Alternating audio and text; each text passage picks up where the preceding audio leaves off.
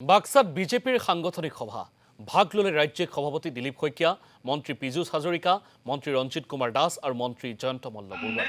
সভাগত BTR নিৰ্বাচনক লক্ষ্য কৰি অনুষ্ঠিত হল এই সাংগঠনিক সভা। বিটিআৰৰ 4খনকৈ জিলাৰ দলীয় নেতাৰ সৈতে আলোচনাত মিলিত হল ৰাজ্যিক নেতৃত্ব।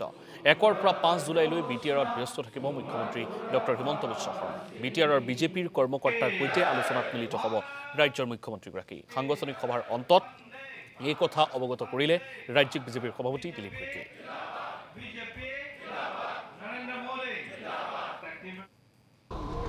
মাননীয় মুখ্যমন্ত্ৰী মহোদয় অহা 1 জুলাইৰ পৰা 5 জুলাইলৈ বিটিআৰৰ প্ৰতিখন জিলাত তেখেতৰ ভ্ৰমণ হ'ব আৰু ভাৰতীয় জনতা পাৰ্টিৰ বুথ পৰ্যায়ৰ পৰা জিলা ৰাজ্যিক পৰ্যায়ৰ যিসকল কাৰ্যকৰ্তা আছে তেওঁলোকৰ লগতো আমি সাংগঠনিক বৈঠকত মিলিত হ'ম আৰু বুথৰ পৰা আৰম্ভ কৰি আমাৰ বিভিন্ন যি মৰ্চা যুৱ মহিলা ST SC OBC কিষাণ মাইনৰিটি চাহ জনগোষ্ঠী 8টা মৰ্চাৰ সংগঠনৰ যিসকল প্ৰমুখ কাৰ্যকৰ্তা আছে তেওঁলোকৰ লগতো আমি এই সাংগঠনিক বৈঠকত আমি এই জিলাখনৰ সাংগঠনিক স্থিতিৰ লগতে ৰাজনৈতিক যি পৰিদৃশ্য ৰাজনৈতিক যি স্থিতি সেই সন্দৰ্ভত মুখ্যমন্ত্ৰী মহোদয় আলোচনাত মিলিত হ'ব।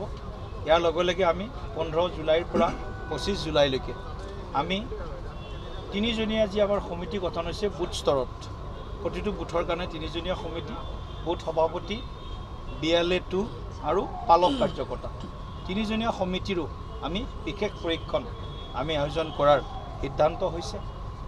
ইয়াৰ লগে লগে আমাৰ বিভিন্ন চৰকাৰী আঁচনি যিসমূহ ৰূপায়ণ হৈ আছে সেই আঁচনিসমূহ যাতে আমি জনসাধাৰণৰ মাজলৈ সহজতে আমি লৈ যাব পাৰোঁ বা তাৰ লাভ যাতে আমি যোগ্য হিতাধিকাৰীসকলক দিব পাৰোঁ তাৰ কাৰণেও দলে চৰকাৰক সহযোগ কৰিব বুলি আজিৰ বৈঠকত বিস্তৃতভাৱে আমি আলোচনা কৰিছোঁ।